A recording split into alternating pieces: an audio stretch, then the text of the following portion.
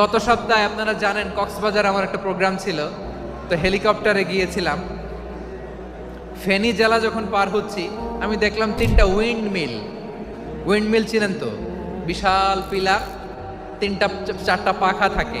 বায়ু বিদ্যুৎ কেন্দ্র, বাংলাদেশের প্রথম বায়ু বিদ্যুৎ কেন্দ্র এটা। মুহুরী প্রজেক্ট বলে এটা সম্ভবত, মুহুরী প্রজেক্ট। তো সাগরের বাতাসের ঝাপটায় এটা ঘুরে এনার্জি হয়, ইলেকট্রিসিটি উৎপাদন হয়। তো আমি পাইলটকে বললাম, ভাই এগুলো থেকে কেমন ইলেকট্রিসিটি উৎপাদন হয়? কয় হুজুর একটুও হয় না, কিছুই হয় না। কিছুই হয় না মানে? বলে হুজুর বাংলাদেশে যত উইন্ড মিল আছে এটার পাখা একটাও ঘুরে না।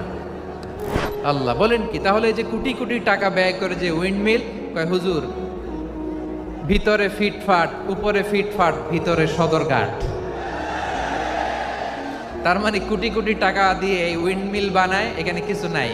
দুর্নীতির আড্ডাখানা, আখড়াখানা বাংলাদেশ, ঠিক কিনা বলেন?